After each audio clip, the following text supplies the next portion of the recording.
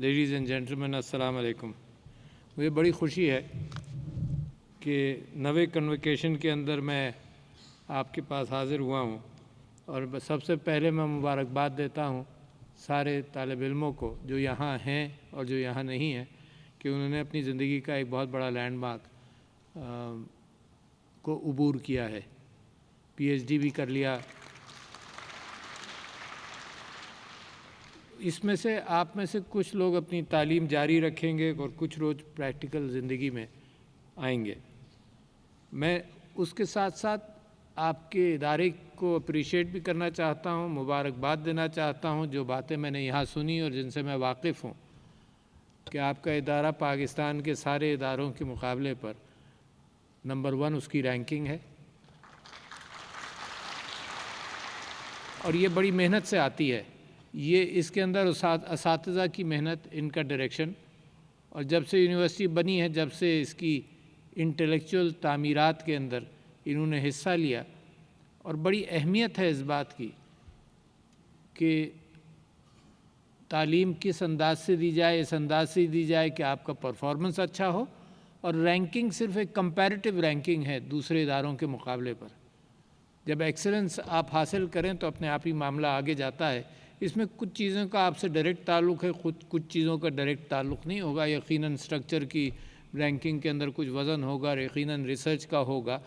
علم آپ حاصل کر رہے ہیں تو ظاہر ہے ریسرچ کے ساتھ وہ مل کر، مگر بڑی مبارکباد کی بات ہے، کیونکہ میری بڑی کنسرن ہے، اور جیسے ہی میں یہاں آیا تھا تو میں نے وائس چانسلر صاحب سے ایک اور بات کا ذکر کیا۔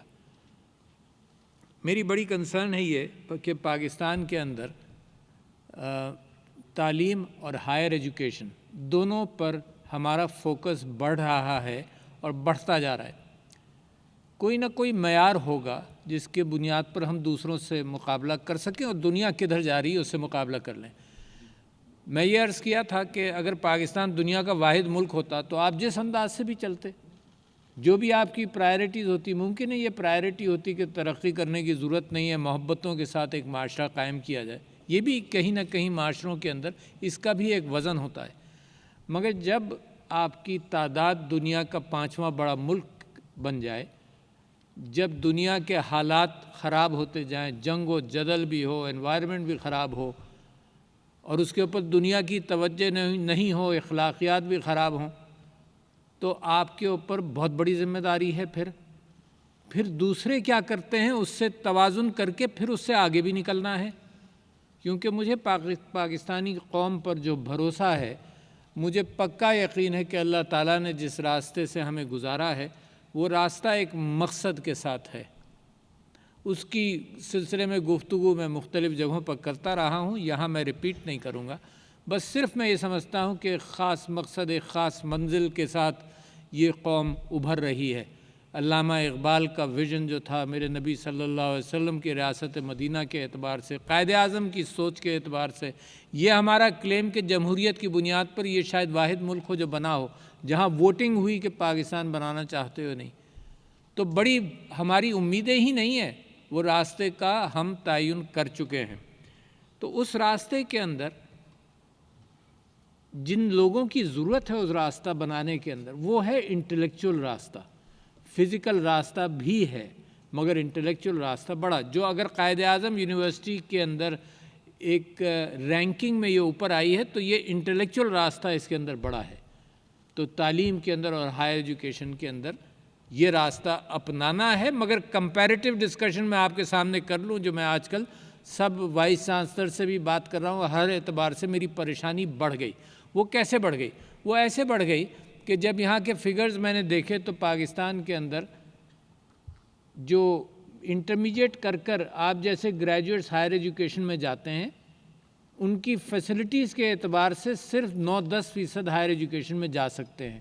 اور آج ہی کے اخبار میں ایک بیان تھا ایجوکیشن منسٹر میرے دوست شفقت محمود صاحب کا، کہ بھئی جو لوگ پاس ہوئے ہیں، جن کو اچھی گریڈز ملی ہیں، سب ایڈمٹ نہیں ہو سکتے کیونکہ یونیورسٹیز میں کرسیاں ہی کم ہیں، چیئرز آر لیس، اسٹوڈنٹس کی گنجائش کم ہے۔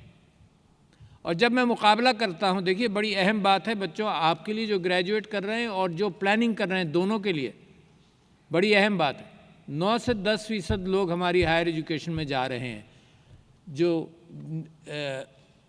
اور بنگلہ دیش کے اندر میں نے جو فگرز پڑھے وہاں 16% جا رہے ہیں اور ہندوستان میں 20% سے زیادہ جا رہے ہیں. تو لہٰذا میچ ہی نہیں کرتی میری بات کو پاپولیشن کے ساتھ. جو ویژن میں اور آپ دیکھ رہے ہیں اور سوچ رہے ہیں کہ پاکستان کیسے ترقی کرے گا، تو آج کل تو انٹلیکچوئل دور کی ترقی ہے. قومیں ذہنوں سے بنتی ہیں، قومیں آئل سے نہیں بنتی، قومیں نیچرل ریسورسز سے نہیں بنتی. نیچرل ریسورسز ایک راستہ بن جاتے ہیں. زرخیزی زمین کی اور دریاؤں کی انہوں نے سویلائزیشنز بنائی یقیناً، مگر اس سویلائزیشن کو استعمال کرنے والی وہ قومیں ہوئیں، چاہے میسوپوٹیمین ہو یا سومیرین ہو یا انڈس ویلی سویلائزیشن ہو، وہ قومیں ہیں جو کسی ڈسپلن کے ساتھ ان نیچرل ریسورسز کو استعمال کر سکیں.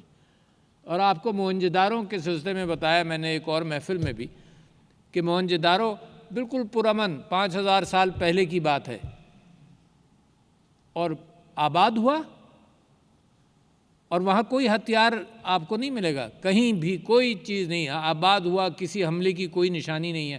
پھر وہ ختم ہو گیا. اور ختم کیسے ہوا؟ لوگ یہ کہتے ہیں کہ دریا نے اپنا راستہ بدل دیا تو ختم ہو گئی وہ سویلائزیشن. تو لہٰذا ریسورسز ضروری ہیں مگر انٹلیکٹ زیادہ ضروری ہے. اور وہ کیسے؟ آپ ملکوں کو تباہ ہوئے ملک دوسری جنگ عظیم میں جرمنی اور جاپان، مگر اپنے انٹلیکٹ اور سوچ کی بنیاد پر وہ بڑی جلدی رائز کر گئے واپس. تو لہٰذا جہاں ہم ریسورسز کی بات کرتے ہیں وہاں آج ہم یہ سمجھتے ہیں کہ سب سے بڑا ریسورس انٹلیکٹ ہے، اور اس انٹلیکٹ کا کنٹینر جو ہے وہ انسان ہے. اور انسانوں کی تعداد پاکستان میں اچھی ہے اور یوتھ کی تعداد آپ جیسے تو اور بھی اچھی ہے. تو لہٰذا انگریڈینٹس موجود ہیں، مگر انگریڈینٹس کو جس کڑھائی میں سے ڈال کر نکالنا ہے ان کڑھائیوں کی تعداد یا وہ والیوم کم ہے. لہٰذا میں سمجھتا ہوں کہ یہ بڑا اہم چیز ہے جو میں آپ کے سامنے کہنا چاہ رہا تھا. اور ایک اور چیز یہ کہہ دوں کہ جب آپ کی قائد اعظم یونیورسٹی کی میں تعریف کر رہا ہوں تو اس کے ساتھ ساتھ ایک چیز جو تعلیمی ادارے اور منسٹریز کو فکر ہوتی ہے کہ وہ انٹری لیول کوالیفیکیشنز کے اوپر بحث ہوتی رہتی ہے اور اچھی ہے. ایم ڈی کیٹ کے اوپر آپ نے دیکھا کتنی کنٹروورسی بھی ہوئی، سب کچھ بھی، مگر entry level qualification is important. آپ میٹرک کو ایڈمٹ نہیں کر سکتے، آپ انٹرمیڈیٹ کو ایڈمٹ کرتے ہیں مگر اس میں آپ کو چھاننا پڑتا ہے کیونکہ ہر ایک کے لیے وہ راستے کھلے نہیں ہیں. لہٰذا وہ چھننی جو ہے وہ امتحان ہے. پھر جب ایگزٹ لیول کے اوپر جو آپ نے اپنا معیار بہتر کیا ہے، وہ آپ جیسے اسٹوڈنٹس جو گریجویٹ کر رہے ہیں، یہ ہے ایگزٹ لیول. تو اگر قائد اعظم یونیورسٹی کی ایکسلنس کا کوئی معیار ہے اور رینکنگ ہے تو وہ آپ کی ایگزٹ لیول پر ہے، not at entry level. Entry level تو معاشرے نے پروڈیوس کیا. یقیناً انٹیلیجنٹ بچے، ٹاپ رینکنگ بچے بھی آپ کی طرف آئیں گے، مگر آپ نے ان کو مزید نکھارا. تو آپ کو مبارکباد، آپ کی فیکلٹی کو مبارک. بہت اہم بات. دوسرے ایک اور چیز کا ذکر کر دوں کیونکہ اب آپ کریم ہیں. اچھا، کریم اپنی جیب کے لیے بھی ہو سکتا ہے کہ وہ کریم بیچیں آپ اپنی اور صرف روزی کمائیں، مگر میں آپ سے گزارش یہ کرتا ہوں کہ یہ اصل مقصد کریم کا ہے ہی نہیں. اصل مقصد کریم کا ہے کہ آپ معاشرے کی ذمہ داریاں اٹھائیں. اصل مقصد کریم کا ہے کہ یہ کریم کس معاشرے میں بنائی گئی. اصل مقصد اس بات کا ہے کہ آپ ایلیٹ ہیں، اور اگر ایلیٹ قوم کو نہیں اٹھائے گی تو پھر کون اٹھائے گا؟ اس سے میں روک نہیں رہا آپ کو کہ آپ روزی کمائیں. روزی ایک راستہ ہے مگر روزی ایک مقصد نہیں ہے. آخرت کے اندر جو کمائی ہے اس کی کوئی اہمیت نہیں ہوگی. آپ کا ثواب، آپ نے جو دوسروں کے لیے کام کیا اس کی اہمیت ہوگی. یقیناً اپنے لیے بھی کام کیا اس کی بھی اہمیت ہوگی. تو لہٰذا اپنا مقصد زندگی روزی ذہن میں رکھنا، بعد میں یاد آتا رہے گا. ضرور ایک ذریعہ ہے اور اچھی روزی کمانے میں کوئی قباحت نہیں ہے، مگر اچھی روزی کے ساتھ اچھی نیت. ادھر ادھر دیکھتے رہو، کہاں سے ابھرے ہو، یہ قوم ہے کیا، اپنی سوسائٹی سے ایک تعلق، اس کی فکر، اس کی تکلیف کا اندازہ، یہ پاکستان اپنے ایلیٹ سے امید لگاتا ہے اس بات کی. اور اس سے بہتر موقع کیا ہوگا کہ میں آپ کے سامنے اسی بات کی درخواست کروں، کیونکہ اس کا ریٹرن تو یہی ہے نا. لوگ یہاں سے پڑھا کر ہمارا اسٹرکچرز کمزور تھے.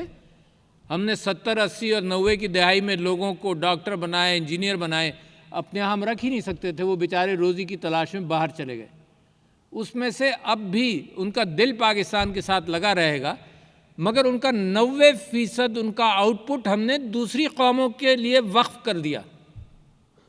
اپنی قوم سے ہم نے تیار کیا, بہترین اخلاقیات دیں ان کو, پاکستان کے معاشرے کا, پاکستان کے کلچر کی چیزیں ان کو دیں, اور ہم نے دوسروں کو وقف کر دیا.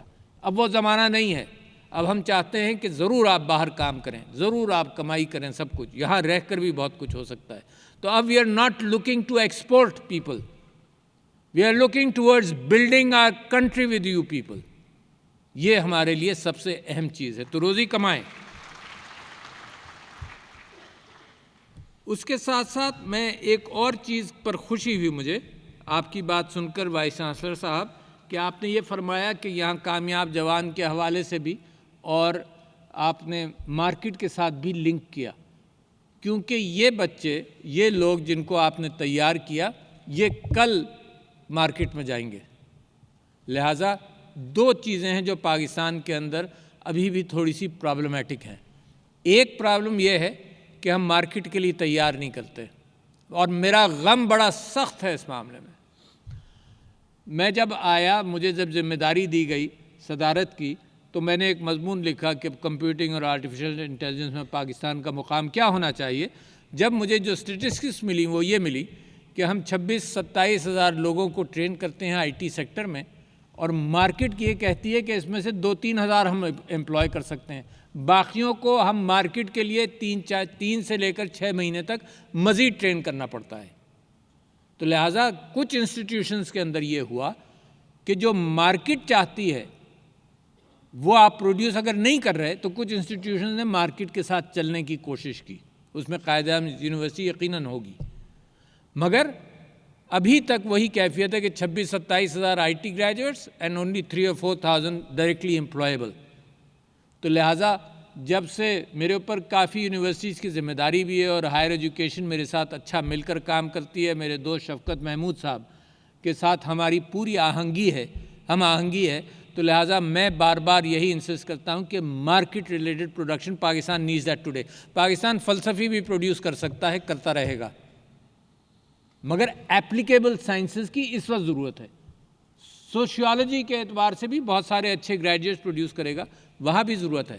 بٹ پاکستان کو, پاکستان کی تعمیر نو کے اندر جو ایپلیکیشن ہے آپ کی تعلیم کا, وہ بہت ضروری. تو لہٰذا آپ مینٹورنگ بھی کر رہے ہیں, آپ نے کامیاب جوان کے اعتبار سے بچوں کو گائیڈ بھی کیا کہ جاؤ. تو دس از سم گڈ فیکٹر کہ آپ ان کو بھاگتے ہوئے مارکیٹ میں ڈال رہے ہیں. یعنی یہ نہیں کہ یہ باہر نکلیں گے, رکیں گے, تماشا دیکھیں گے, پھر نوکری کرنے کی کوشش کریں گے. آپ ان کو دوڑانا شروع کریں, جیسے ریلے ریس ہوتی ہے نا, تو ریلے ریس میں جب بیٹن کسی دوسرے کو دیا جاتا ہے تو دوسرا بھی پہلے سے بھاگنا شروع کر دیتا ہے, پھر وہ بیٹن کیچ کر کر نکلتا ہے. تو یہ ایک ریلے ریس ہے معاشرے کے اندر. جو ضروریات ہیں وہ میں آپ کے سامنے رکھ رہا ہوں. تیسری بات, کچھ تیسری چوتھی جس نمبر پہ بھی آ جائے, آپ نے یہ بھی بات کی کہ ڈسیبلڈ کے اعتبار سے ہائر ایجوکیشن کمیشن نے ایک اچھی پالیسی بنائی, جس کے اندر میرا بھی ہاتھ تھا اور میری بیوی کی موٹیویشن بھی تھی کہ ڈسیبلڈ کے اوپر بھی آپ نے ایک پالیسی بنائی. اور ہائر ایجوکیشن نے یہ کہا کہ ڈسیبلٹی کی بنیاد پر جو بھی ایڈمیشن ہوگا, ایڈمیشن ویلکم کریں گے, اور اس کے بعد ان کو مفت تعلیم دیں گے اور مفت رہائش کا انتظام کریں گے. تو یہ کنٹریبیوشن ہے اس معاشرے کو سمجھتے ہوئے آپ نے یہ بات کی ہے جس معاشرے کے اندر ایسی کیفیت موجود ہو. تو یہ آپ کو مبارکباد دیتا ہوں. دوسرے, آپ کے پاس ڈرگس پالیسی بھی ہے, جس کے اوپر بھی ہائر ایجوکیشن نے بھی محنت کی ہے, اور میرے ساتھ مل کر محنت کی ہے. بے انتہا ضروری ہے. یہ سپریس چیزیں ہیں جس کا شاید ہم کو پورا پتہ نہیں ہے, یہ الارمنگ چیزیں ہیں بعض جگہوں پر. تو یہ یونیورسٹیز میں ختم ہونی چاہیے.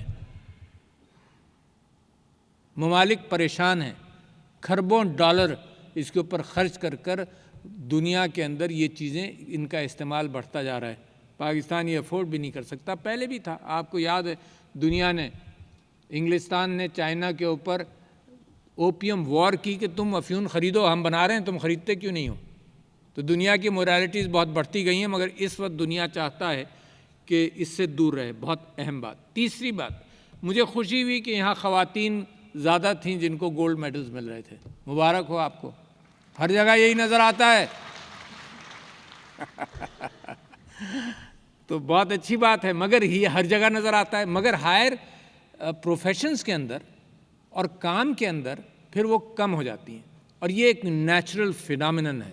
کم کیوں ہو جاتی ہیں؟ کیونکہ گھر بار کی ذمہ داری میرے کلچر کے اندر اور دنیا کے اندر عورت ہی بچے پیدا کرتی ہے، عورت ہی اس کی پرورش کرتی ہے، اور عورت ڈپینڈنٹ بچہ رہتا ہے بہت عرصے تک.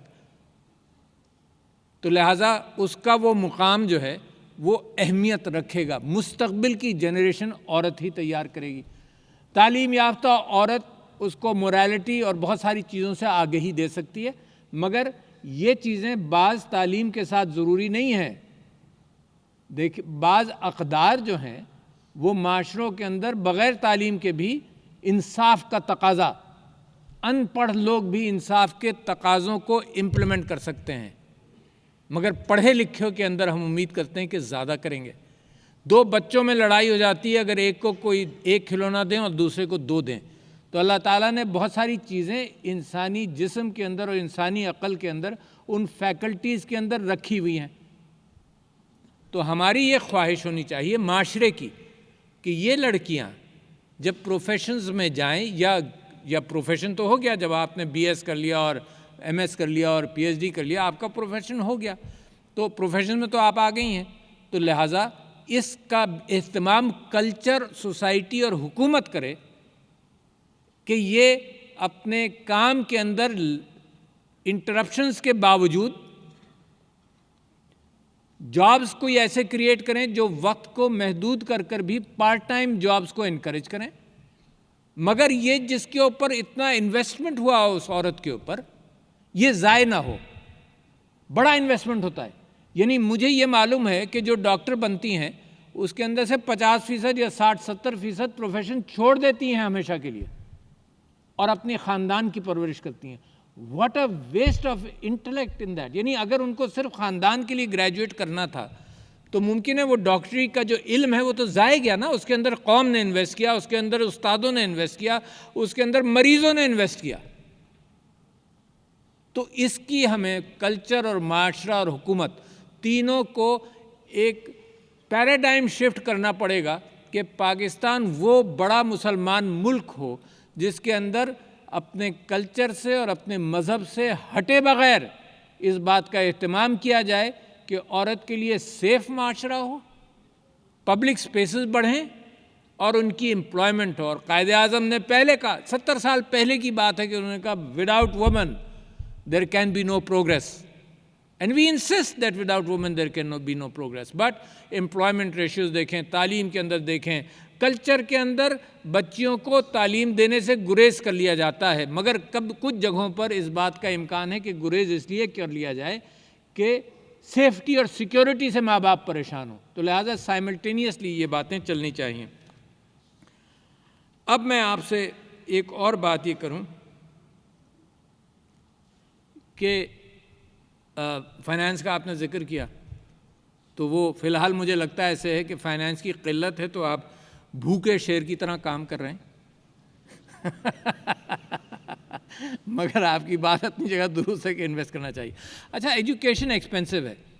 اب میں نے آپ سے یہ بات کہی کہ میں یہ کہہ رہا ہوں کیا گریجویٹ کر میں نے کوئی تعداد پچھلے دنوں پھر خود سوچا، کسی نے ہائر ایجوکیشن کے ایک بندے نے کہا نہیں جی یہ فگرز جو ہیں یہ ڈائسی ہیں. تو میں نے خود تلاش کیا.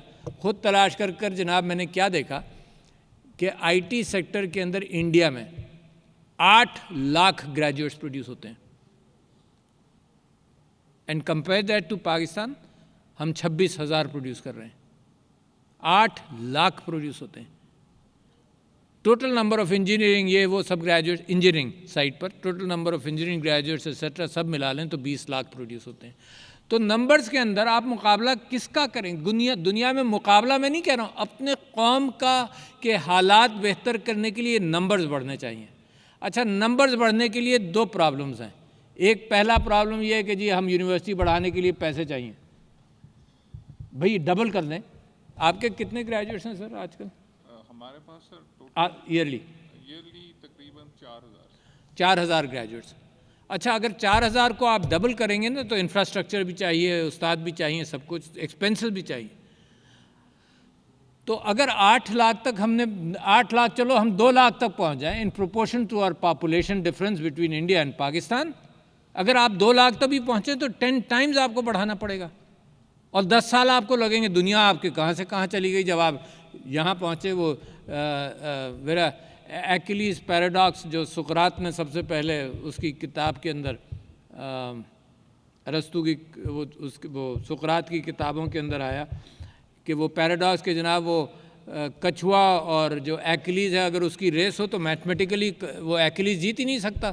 کچھوے کو اگر آپ نے 10 فٹ آگے کیا اور ایکلیز کی سپیڈ جو ہے وہ 10 گنا ہے، تو جب وہ 9 فٹ تک پہنچے گا تو کچھوا 1 فٹ آگے پہنچ چکا ہوگا. تو لہٰذا میتھمیٹیکلی وہ ہی will never be able to cross unless you bring the time dominate.